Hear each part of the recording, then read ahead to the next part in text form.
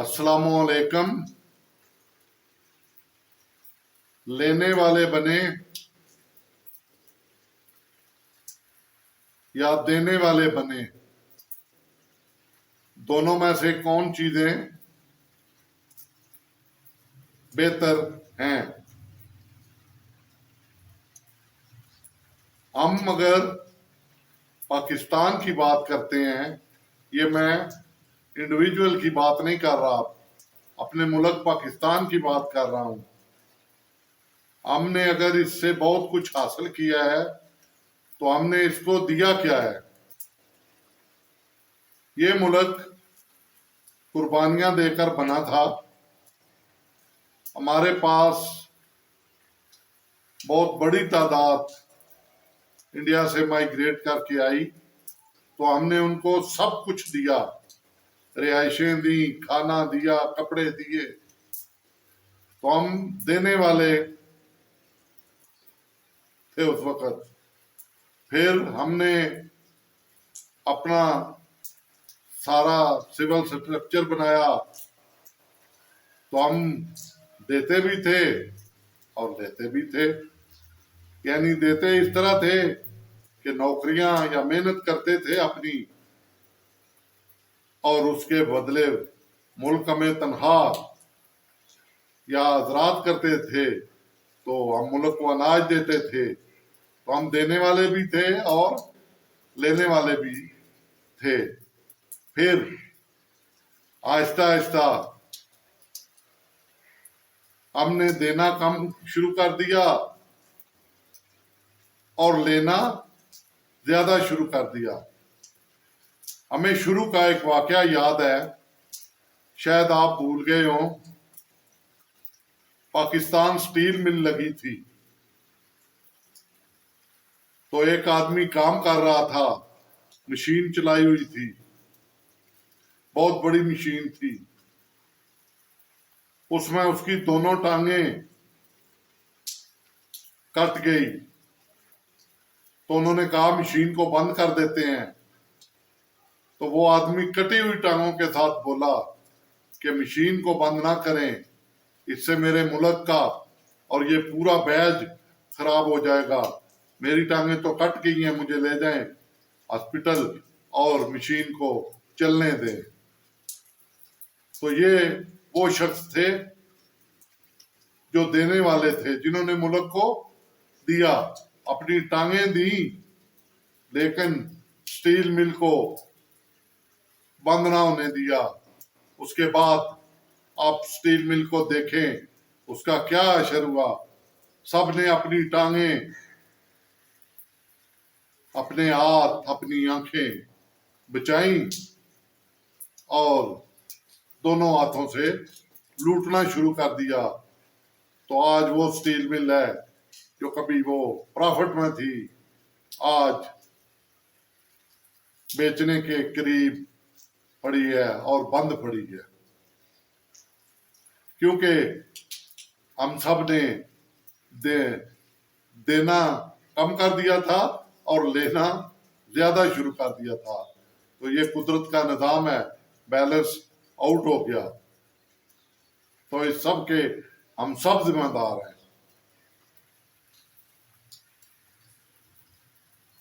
تو اس لیے خدا را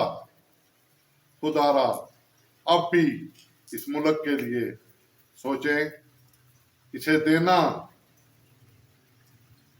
شروع کریں اور پھر اس سے لیتے بھی جائیں، نہ کہ کہیں کہ یہ ملک اچھا نہیں ہے۔ یہ ارباب اختیار کو سوچنا چاہیے، جنہوں نے لوٹ مار شروع کی یا کروائی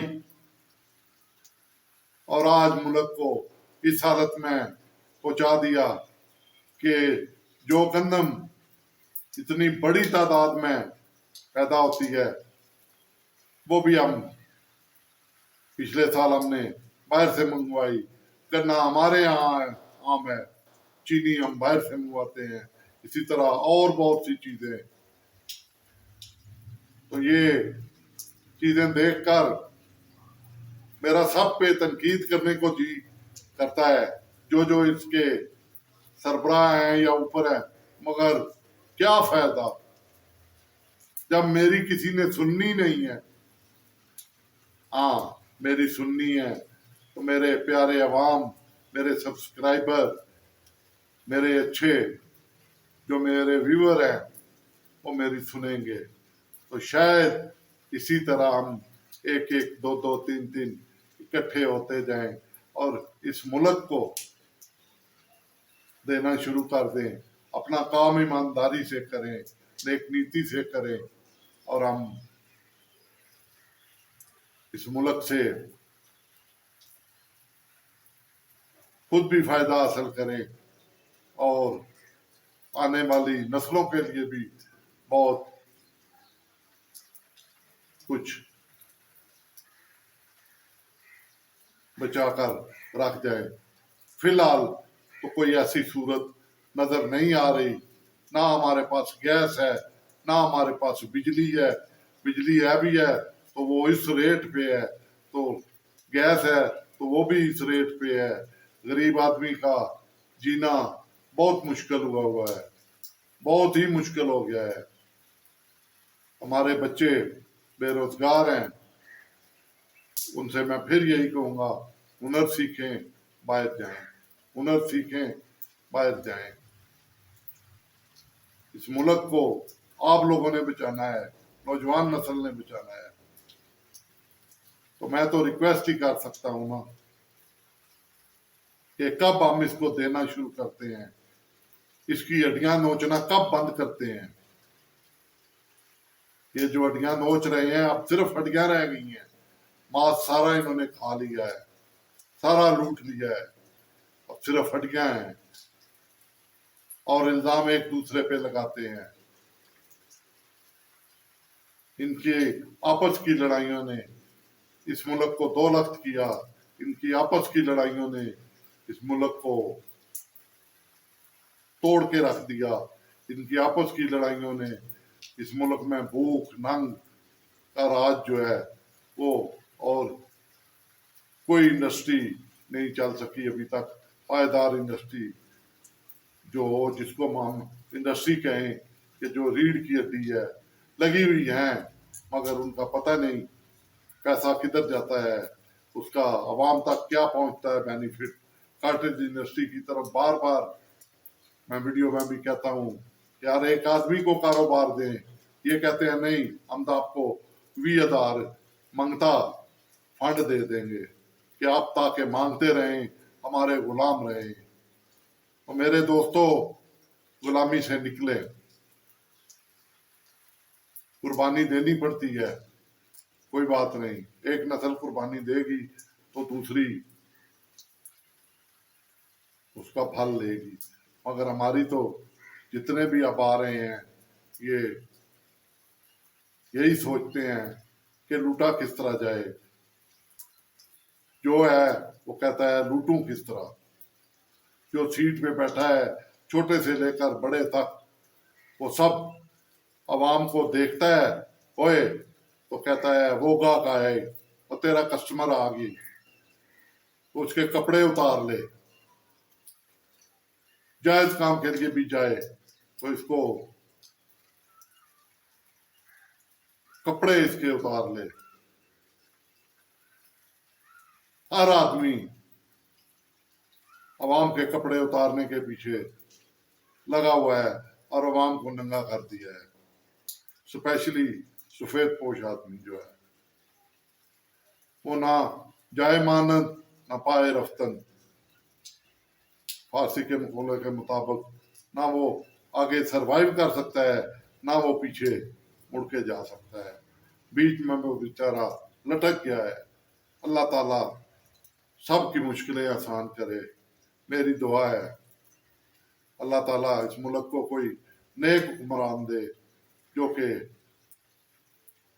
हमारे लिए, वो जिस आदमी ने अपनी टांगें कटवा दी थी और कहा था नहीं स्टील मिल को चलने दें, उस जैसे सब हो जाएं, ये नहीं कि टांगें कटवानी शुरू कर दें या सेफ्टी पे अमल ना करें या कोई गलती हो गई हो तो, ये नहीं, कोई हादसा हो तो वो एक अलग बात है, صحیح معنوں میں محنت کرنی شروع کر دیں اور اس ملک کو آگے کی طرف لے کر جائیں، نہ کہ یہ پیچھے کی طرف جائے۔